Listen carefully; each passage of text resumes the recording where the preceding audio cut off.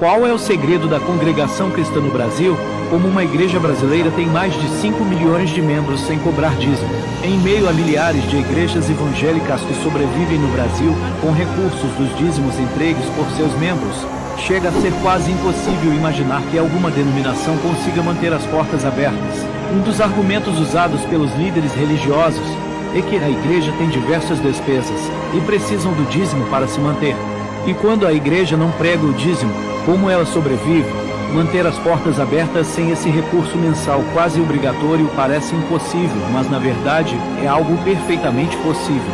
Sem pedir ou incentivar a entrega dos 10% do salário dos membros, se sabe construir um império. Em praticamente todos os municípios brasileiros tem uma congregação e os prédios costumam ser próprios. São cerca de 5 milhões de membros, que contribuem voluntariamente para o crescimento e manutenção da igreja. Qual é o segredo da congregação cristã no Brasil? Como uma igreja brasileira tem mais de 5 milhões de membros sem cobrar dízimo.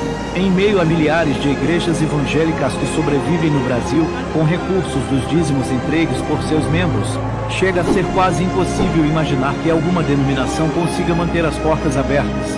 Um dos argumentos usados pelos líderes religiosos é que a igreja tem diversas despesas e precisam do dízimo para se manter.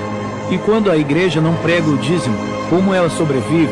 Manter as portas abertas sem esse recurso mensal quase obrigatório parece impossível, mas na verdade é algo perfeitamente possível. Sem pedir ou incentivar a entrega dos 10% do salário dos membros, se sabe construir um império. Em praticamente todos os municípios brasileiros tem uma congregação e os prédios costumam ser próprios.